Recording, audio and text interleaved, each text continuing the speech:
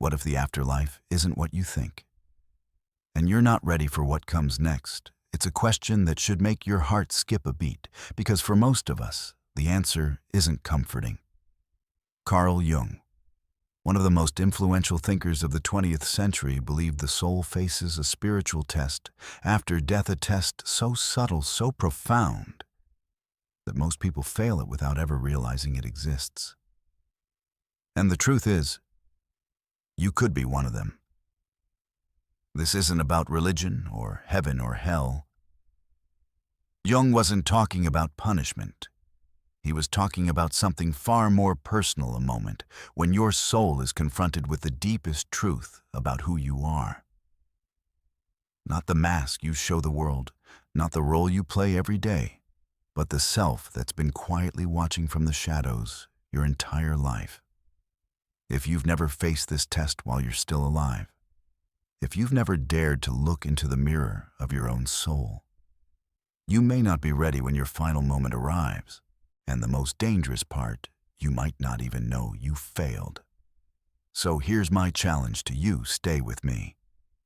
Because by the end of this video, you'll know exactly what Jung's test is, and how to prepare your soul for the journey that comes after your last breath. Let me take you back to the winter of 1944. Carl Jung, already a legendary figure in psychology, is in the hospital after suffering a massive heart attack. His physical body is fragile, weakened. But in that fragile state, something extraordinary happens. Jung feels himself leaving, not in a dream, not in a hazy hallucination, but in a way that feels more real than life itself. He finds himself drifting upward, higher and higher, until the earth is far below. Time and space lose their grip. The air, if you could even call it that, is filled with a stillness he's never known before. And then he sees it. Far away, suspended in a space that seems to have no boundaries, stands a structure. It's not made of stone or wood, it's made of light. A temple glowing with a quiet, powerful presence. Every part of it radiates a sense of peace, wisdom, and final truth. Jung feels himself being drawn toward it, almost as if the temple itself is calling his soul. As he approaches, an overwhelming sense washes over him. He's on the verge of entering a different reality entirely. He knows with a certainty that defies logic, that beyond those steps lies something ultimate. Perhaps total knowledge, perhaps divine truth, perhaps the center of his own being. But just before he reaches the entrance, he's stopped. Not by a wall, not by a guard, but by something far more intangible. A force invisible yet undeniable holds him back. And in that moment, he understands this is not just a passage, it's a test. Jung would later describe this as a kind of spiritual examination, a moment where the soul is confronted with itself, stripped of every illusion. This wasn't heaven as described in religious books. This wasn't a judgment by some external God. It was more intimate, more piercing, the raw truth of his own being reflected back to him. And here's the sobering realization: Jung had not every soul passes through that threshold right away. Some are ready, many are not. And the reason isn't sin in the traditional sense. It's something far more human. We fail because we're still carrying the weight of illusions, the armor of our ego, and the shadows we've never faced. Think about that for a moment. We spend our lives building an identity, creating a story about who we are. We polish our reputation, we play the roles expected of us: parent, professional, friend, leader. But what happens when death strips all that away? For Jung, that temple wasn't just a building in another realm. It was a symbol of the self, the deepest, truest version of who we are.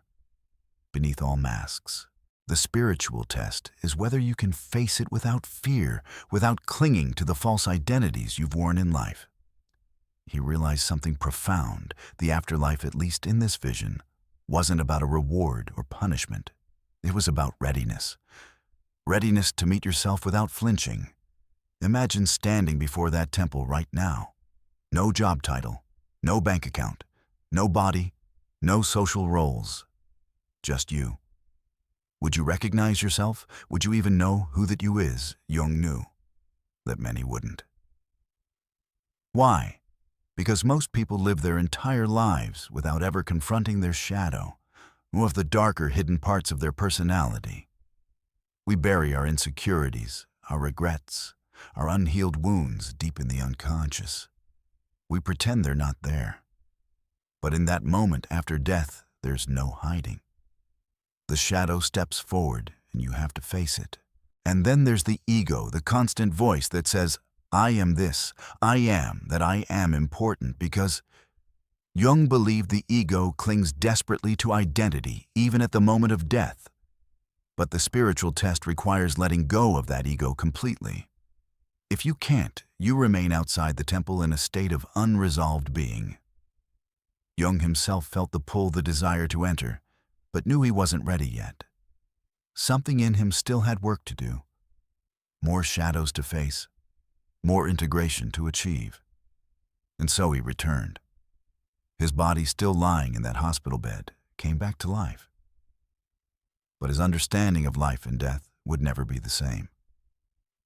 For Jung, this experience wasn't just a personal story. It was a warning and a map. A warning that if we don't do the work of self-discovery while we're alive, the afterlife will demand it anyway. Only it will be far more difficult without the tools and time we have here. So here's the uncomfortable question you have to ask yourself. If you were to leave this life tonight, would you be ready to face your own soul? Would you be able to walk into that temple of light without the weight of regrets, without the urge to hide from parts of yourself, without the desperate grip of ego? Jung's vision wasn't just a glimpse of what happens after death. It was a challenge for the living. The spiritual test is already here, woven into our everyday lives. Every conflict, every moment of self-doubt, every fear you avoid facing is part of your preparation. If you run from it now, you might find yourself stuck on that threshold later, just like Jung was. But if you face it now with honesty and courage, you might just be ready when your own moment comes. So if Jung was right, and there really is a spiritual test after death, how do you know whether you're ready? The truth is, most people never even think about it. They assume readiness will just happen. But Jung's vision suggests otherwise. He believed there are clear warning signs and life signals that your soul might not yet be prepared for what comes next. And these signs aren't abstract or mystical, they're deeply psychological, woven into your everyday experiences. If you can spot them now, you can start doing the inner work before your time runs out. Sign number 1. You're still haunted by the past. We all have regrets. Maybe it's a conversation you wish you'd had with someone who's gone now. Maybe it's a decision you made years ago that you still beat yourself up over. Or maybe it's a season of your life you try not to think about because the memory hurts too much. Here's the thing, those unresolved moments don't just fade away with time. They sink deeper into the subconscious, and they live there. Jung believed that when you die, the subconscious becomes the only mirror left, and everything you've buried will rise to the surface. It's like carrying a heavy backpack you've gotten used to, but when you reach the threshold of the afterlife, you realize you can't pass through unless you drop it. The problem, you never learned how to let it go. Ask yourself, are there wounds you've been avoiding because they're uncomfortable to revisit? People you need to forgive, even if they'll never hear the words. Or maybe forgiveness you need to offer yourself. Sign number 2. You avoid your own shadow. Jung's concept of the shadow is one of his most powerful and most confronting ideas. Your shadow is everything about yourself. You'd rather not see the anger you hide behind a smile, the jealousy you downplay, the selfishness you justify, the fears you pretend you don't have. Most of us are taught to ignore these parts, to push them down and project a better version of ourselves to the world. But Jung warned that the shadow doesn't disappear, it waits. And when you die, there's no more hiding. Let me give you an example. Maybe in life, you pride yourself on being calm, polite, and easygoing. But deep down, you've never dealt with the resentment you carry toward certain people. In the afterlife, those feelings aren't tucked away in some dark corner, they're front and center, staring you down. And unless you've done the work to acknowledge and integrate them in life, they'll overwhelm you when the moment comes. The shadow isn't something to fear, it's something to know. Because once you see it clearly, it stops controlling you. And that's the kind of inner freedom that will serve you well beyond the veil. Sign number 3. You've built your entire identity around roles not your true self. From childhood, we're all handed roles to play. Maybe you're the responsible one in the family, or the provider, or the fixer. You wear these labels for so long they start to feel like who you are. But Jung believed these roles are just the persona, the mask we show the world. The self with a capital S is something deeper, the core of your being beyond titles, jobs, and expectations. The problem: if you've spent your whole life being the persona and never meeting the self, then when death strips away the mask, you might feel like there's nothing left. Think about someone who has worked their whole life in a high-powered career. Their identity is built on their achievements, their influence, their ability to make things happen. Then retirement comes, and suddenly that role disappears. For some, it's liberating. But for others, it's terrifying, because without the role, they don't know who they are. Now imagine that multiplied 1,000 times at the moment of death, when all roles fall away. If you haven't built a relationship with your true self, that moment can feel like falling into an empty void. So how do you know if this sign applies to you? Ask yourself, if everything I'm known for was taken away, my job, my possessions, my looks, my social status, would I still know who I am? Would I still feel whole? These 3 signs aren't meant to discourage you. They're meant to wake you up. If you're haunted by the past, face it. If you're avoiding your shadow, meet it. If you've been living through a mask, start discovering the self beneath it. Jung's vision tells us something incredibly empowering. Readiness for the afterlife isn't about waiting until the end. It's about doing the inner work now. Every regret you resolve, every shadow you integrate, every layer of the mask, you shed it all, prepares you for that moment when you stand before the truth of your own soul. Because when that moment comes, the question won't be how much money you made, how many people liked you, or how perfect your life looked from the outside. The only question will be, have you truly met yourself? If Jung's near-death vision was a warning, he didn't leave us without a map. In fact, he spent decades developing a process he believed could prepare the soul not just for a meaningful life, but for that final spiritual test after death. He called it individuation. Individuation, in Jung's words, is the privilege of a lifetime. It's the journey of becoming who you truly are, not the version of you that the world expects, not the mask you've worn for years, but the integrated whole of your being. It's not a weekend project. It's not something you can check off a list. Individuation is a lifelong practice. And if you start now, it could be the very thing that allows you to walk into that temple of light without fear. So how do you do it? Jung's approach wasn't mystical in a vague, unreachable way. It was deeply practical. And it starts with 3 key practices. We've already talked about the shadow, the parts of yourself you'd rather not see. Shadow work is about meeting those parts with curiosity instead of denial. You can begin with something as simple as keeping a journal. Write about the moments that trigger you, times you felt unexpectedly angry, jealous, or defensive. Instead of judging yourself, ask, why did this reaction hit me so hard? What hidden fear or wound might be underneath it? Jung often said that what we reject in ourselves doesn't go away, it controls us from the dark. But when you bring the shadow into the light, it stops pulling the strings. This isn't easy work.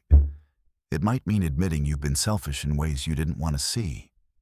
It might mean facing an insecurity you've been hiding for decades.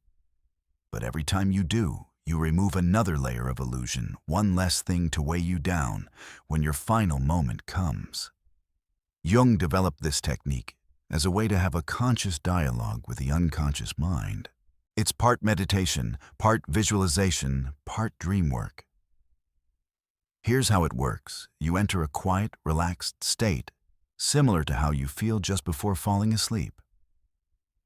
You focus on an image, a dream figure, or even a symbol that's been appearing in your life. Then you let your imagination unfold. You don't control the story, you let it play out and you interact with it. Maybe you dreamt of standing at the edge of a vast ocean. In active imagination, you could step in and ask the ocean what it represents. Or perhaps you keep seeing a figure in your dreams, a stranger who feels oddly familiar. You could sit with them, ask them why they've appeared, and listen to what they say. This might sound strange to a modern rational mind, but Jung swore by it. He believed that dreams and symbols are the language of the soul, and learning to understand that language is one of the best preparations for the afterlife. Because if Jung's vision was right, those same symbols might greet you on the other side. For Jung, individuation wasn't just about inner reflection, it was about how you live every single day. Spiritual alignment means living with the awareness that each moment is part of your preparation for the final test. That means resolving conflicts when you can, instead of letting them rot in silence. It means speaking the truth kindly, but without hiding. It means choosing actions that reflect your deepest values, not just your immediate comfort. Ask yourself, if I died tonight, would I leave behind unresolved bitterness? Would I wish I'd said something I've been holding back? Would I regret the way I spent my time? When you live in spiritual alignment, those questions become part of your everyday compass. And the more you practice now, the lighter you'll walk when the time comes to leave this life. Jung's methods weren't designed to make you perfect. In fact, perfection isn't the point. The wholeness is. To be whole means to know your strengths and your flaws, to own your light and your shadow, to live in such a way that when you finally meet yourself fully, you won't be surprised or ashamed by what you see. And here's the thing. Most people miss the work of individuation isn't just for the afterlife. It changes the quality of your life right now. It deepens your relationships. It frees you from repeating old patterns. It gives you a sense of peace that doesn't depend on circumstances. That's why Jung called it the privilege of a lifetime. Not everyone chooses it, but everyone has the chance. So maybe the real question isn't, are you ready for the afterlife? Maybe it's, are you ready to meet yourself now while you still have time to live as that person? Because if you are, the afterlife will simply be the next chapter of a story you've already begun. So here's the truth. Jung wanted us to see. The afterlife isn't about some far-off destination floating in clouds or walking through golden gates. It's not a place on a map. It's about the soul you've been building every single day you've been alive. Think about that for a moment. Every choice you've made, every regret you've left unresolved, every shadow you've faced or avoided, they're all shaping the soul you'll carry into whatever comes next. Jung's spiritual test isn't something waiting for you at the end. It's happening right now, in this moment. in every moment. The question is, are you passing it? We live as if tomorrow is promised, as if there will always be more time to say what we need to say, to heal what we've left broken, to discover who we truly are. But Jung's vision was a reminder that time isn't guaranteed. And when your final moment arrives, the only thing that matters is whether you've met your own soul and made peace with it. So let me ask you, if your life ended tonight, would you be ready? Would you stand before that temple of light without fear? Or would you find yourself hesitating at the threshold, weighed down by the things you never faced? This isn't meant to scare you. It's meant to wake you up. Because readiness for the afterlife isn't about perfection, it's about truth. It's about wholeness. It's about having the courage to see yourself completely light and shadow and still say, yes, this is me. And the beauty is, you still have time. Every day you wake up is another chance to do the work. To forgive, to speak honestly, to live in alignment with your deepest values, to stop hiding from yourself. Because when you do that, the afterlife stops being a mystery to fear and starts becoming the next chapter of a story you're proud to keep writing. If you felt something stir in you during this video, don't let it fade. Stay with this journey. Keep exploring these ideas. And most importantly, start putting them into practice. And if you want more videos exploring Carl Jung's visions, the mysteries of the soul, and the journey beyond this life, I invite you to subscribe and join our community of seekers. Together, we'll keep asking the questions most people are too afraid to ask, and maybe we'll be ready when the final test comes.